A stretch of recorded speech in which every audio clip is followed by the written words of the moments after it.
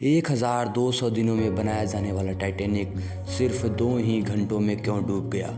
10 अप्रैल 1912 वह दिन था जब दुनिया का सबसे बड़ा और महंगा तरीन बहरी जहाज टाइटैनिक अपने पहले सफ़र के आगाज़ के लिए बिल्कुल तैयार था। उस दिन अटलांटिक ओशन बेहद पुरसुकून था और समुद्री तूफान आने का दूर दूर तक कोई चांस नहीं था। जहाज़ में 1500 से पैसेंजर सवार भी हो चुके थे और लाखों लोग डॉक पर टाइटैनिक के पहले सफ़र का आगाज़ देखने के लिए खड़े थे। ना ही पैसेंजर को और ना ही अलविदा करने वाले लोगों को और ना ही टाइटैनिक के अमले को मालूम था कि जो जहाज़ कुछ ही देर में रवाना होगी उसमें 6 गलतियां की गई हैं जो इस जहाज़ को बदतरीन हादसे का शिकार बनाने वाली हैं। दोस्तों, आज हम जानेंगे अपने दौर के सबसे महंगे और लग्जरी और सबसे ताकतवर जहाज़ टाइटैनिक की 6 ऐसी गलतियां जो अगर ना की जाती तो शायद आज टाइटैनिक क्रैश होने की वजह से नहीं बल्कि अपनी कामयाबी की वजह से जहां दुनिया में फेमस होता। आखिर ऐसी कौन सी 6 गलतियां थी जो 40 साल एक्सपीरियंस रखने वाले टाइटैनिक के कैप्टन एडवर्ड स्मिथ को भी नज़र नहीं आए? कैप्टन के 40 साल के एक्सपीरियंस को तो छोड़ो, यह गलतियां टाइटैनिक ऑपरेट करने वाली कंपनी वाइट स्टार लाइन को भी समझ में नहीं आया। 107 शिप ऑपरेट करने का एक्सपीरियंस था, उनको भी नज़र नहीं आए। और तो और यह गलतियां टाइटैनिक के मैन्युफैक्चर करने वाली कंपनी हल एंड वुल्फ को भी नज़र नहीं आई, जिन्होंने सिर्फ टाइटैनिक से पहले ही 500 से ज़्यादा टिप मैन्युफैक्चर की थी। टाइटैनिक के कंस्ट्रक्शन 1907 में शुरू की गई और तकरीबन 3 साल का वक्त और 2000 वर्कर्स की मेहनत के बाद जहाज़ को तैयार कर लिया गया। अब जहाज़ पूरी तरह से तैयार हो चुका था, लेकिन इसको टेस्ट करने का फैज़ अभी बाकी था।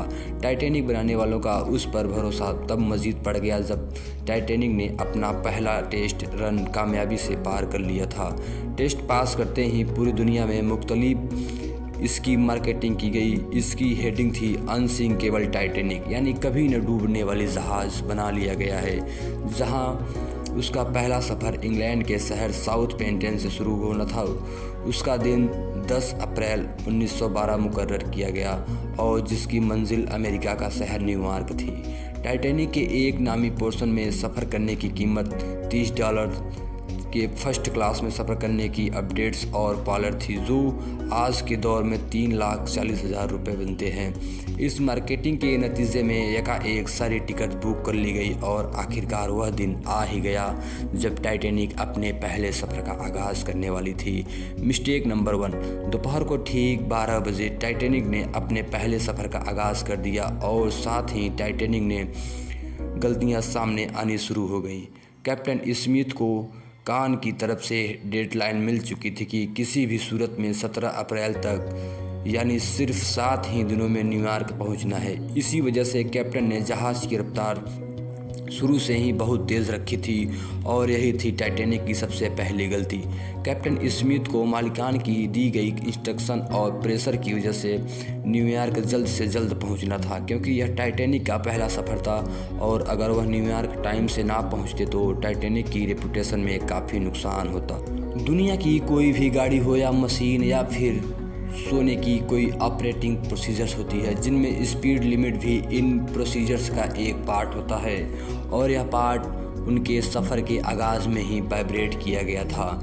थोड़ी ही देर में जहाज़ साउथ पेंटेन के पोर्ट को इतना पीछे छोड़ गया कि अब दूर दूर तक नीले समंदर के अलावा कुछ नज़र नहीं आ रहा था। Mistake number 2।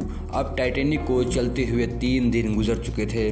फ्रांस और आयरलैंड में थोड़ी देर के लिए, इसके अलावा टाइटैनिक पिछले 72 घंटों से नॉन स्टॉप न्यूयॉर्क की तरफ बढ़ता चला जा रहा था। यह 14 अप्रैल 1912 की शाम थी। समुद्र पर हर तरफ खामोशी और धुंध छाई हुई थी, जिसकी वजह से विजिबिलिटी भी काफ़ी कम हो चुकी थी। उसी रात एक और बहरी जहाज़ जो कि टाइटैनिक से कुछ घंटे आगे, उसके कैप्टन ने वायरलेस पर टाइटैनिक को समंदर पर तैरती हुई चट्टानों यानी आइसबर्ग के बारे में वार्निंग दी थी। एक्सपर्ट्स का मानना है कि यह वार्निंग कम से कम 6 बार दी गई थी, लेकिन ऑपरेटर्स की कोताही की वजह से इंतहाई इम्पोर्टेंट वार्निंग इनसे मिस हो गई। उनके लिए शायद यह नॉर्मल बात थी, लेकिन यह थी टाइटैनिक के अमले की दूसरी गलती, क्योंकि टाइटैनिक ने अपने पहले तरह का पहला लग्जरी जहाज़ था और इसमें कई वीआईपी लोग भी मौजूद थे। इसी वजह से ज़्यादातर नौकर्स का फर्स्ट क्लास में पैसेंजर्स की खिदमत करने में मशहूर था। अगर इस वार्निंग उसको सीरियसली आ जाता तो आगे का पूरा सीन ही अलग होता।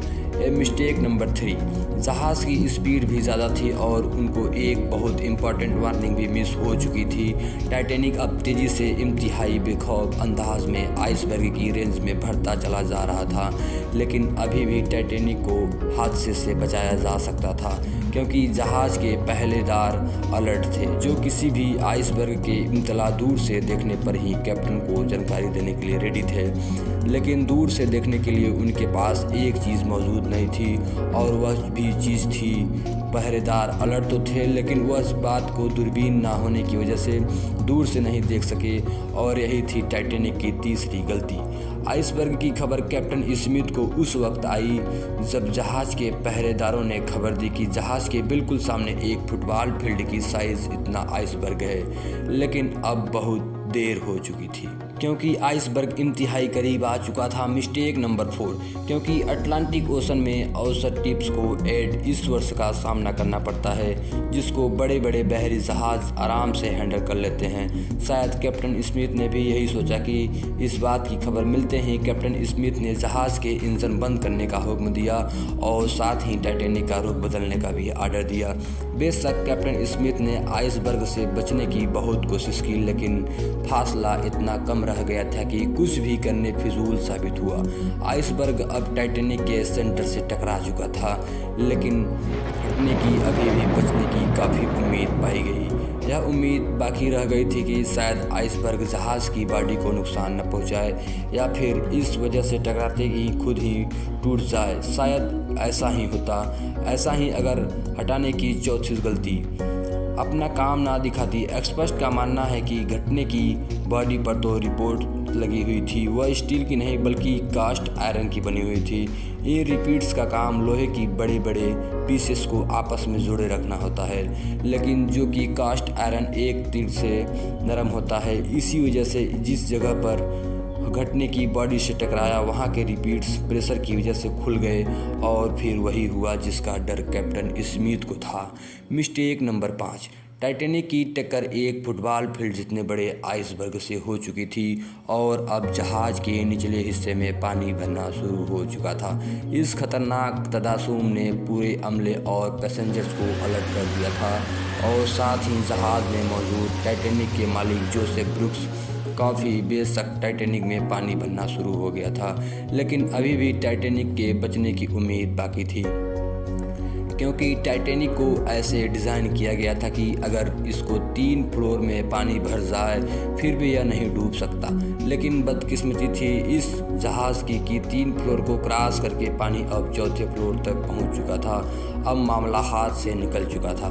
टाइटैनिक आहिस्ता आहिस्ता ओशन में डूबता जा रहा था जब जहाज़ की फिक्र किए बगैर इसमें मौजूद पैसेंजर्स अपनी जान बचाने का वक्त आ चुका था। कैप्टन स्मिथ ने रेडियो पर इमरजेंसी अलर्ट जारी कर दिया। तब तक कोई मदद के लिए आता तब तक कि पैसेंजर्स को लाइफ बोट्स में शिफ्ट करने का प्लान किया गया, लेकिन इस मौके पर 5वीं गलती ने अपना काम दिखा दिया।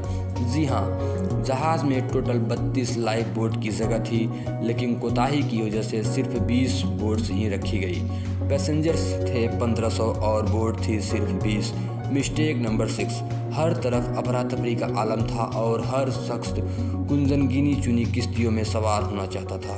12:45 पर पहली इमरजेंसी कश्ती उस समुद्र में उतारी, लेकिन यहाँ हुई एक और छठी गलती। अफरा तफरी के आलम में कश्तियों को पूरा भरे बगैर ही समंदर में उतार दिया गया, जिससे ज़्यादातर फर्स्ट क्लास पैसेंजर की तरजीह दी गई। यानी जो लोग ज़्यादा अमीर थे उनको पहले बिठाया गया था। कश्तियों में अगर ज़्यादा पैसेंजर को बिठाया जाता तो इंसानी जानें कम जाया होती। आज तेज़ी से समुद्र में डूबता जा रहा था। 2:18 पर शॉर्ट सर्किट की वजह से जहाज़ की सारी रोशनियां बुझ गई थी और अगले ही लम्हे जहाज़ टूटकर 2 हिस्सों में तकसीम हो गया। यूँ टाइटैनिक को समुद्र के अंदर मुकम्मल तौर पर डूबने के लिए 2 घंटे 40 मिनट लगे और इस तरह 1516 लोग अटलांटिक ओशन के ठंडे पानी में डूबकर मर गए।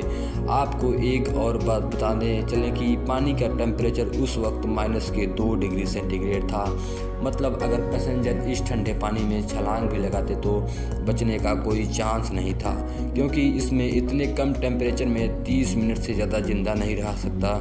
कि मरने वालों की तादाद 1500 से भी ज़्यादा थी, क्योंकि जिन लोगों की वजह से हमले से जान पहचान थी उनमें से काफ़ी लोग जहाज़ पर बगैर टिकट सवार हुए थे। जिंदा बच जाने वालों में से सबसे ज़्यादा तादाद बच्चे और उन कश्ती वाले लोगों की थी जो उस लाइफ बोट में बैठे हुए थे। उम्मीद है आप हमारे इस वीडियो को भरपूर लाइक और शेयर करे होंगे। आप लोगों के प्यार भरे कमेंट का बेहद शुक्रिया। मिलते हैं अगली शानदार वीडियो में।